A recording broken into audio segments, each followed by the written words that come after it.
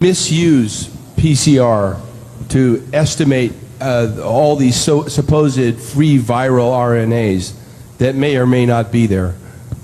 I think misuse PCR is not quite. I don't think you can misuse PCR. No, the results, the interpretation of it. See, if you can say, if they could find this virus in you at all, and with PCR, if you do it well, you can find almost anything in anybody. It starts making you believe in the sort of Buddhist notion that everything is contained in everything else, right? I mean, because if you can amplify one single molecule up to something that you can really measure, which PCR can do, then there's just very few molecules that you don't have at least one single one of them in your body, okay? So that could be thought of as a misuse of it, just to claim that it's meaningful. But the real misuse of it is that you don't need to test for HIV.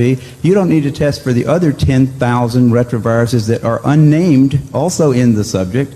See, somebody that's got HIV generally is going to have almost anything that you can test for because they have definitely been. HIV is a fairly rare virus.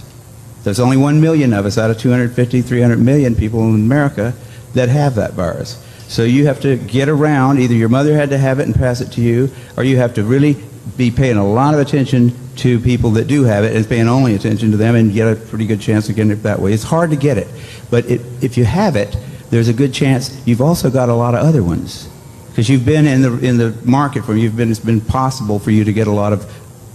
To test for that one and say that has any special meaning is what I think is the problem. Not that PCR has been misused. It's like.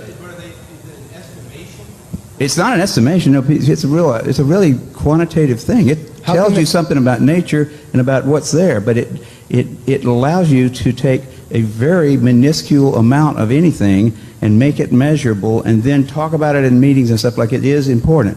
See, that's not a misuse. That's just sort of a misinterpretation. Even after all these PCR, this quantitative PCR, that if you just get down to a basic virological count, it's still 1 in 1,000 to 1 in 10,000. HIV in 1 to 1 in 1,000, 1 in 500 to 1 in 1,000 T cells. It is. No, there's very little of what they call HIV, and what's been brought out here by Phil Pott and Isai already.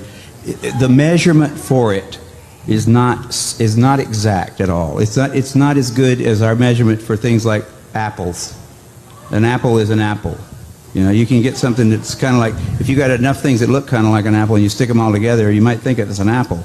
But and HIV is like that. Those tests are all based on things that are invisible, and the results are inferred in a sense. PCR is separate from that. It's just a process that's used to make a whole lot of something out of something. That's what it is. But it's not. It doesn't tell you that you're sick, and it doesn't tell you that the thing you ended up with really was going to hurt you or anything like that. That's what it's not.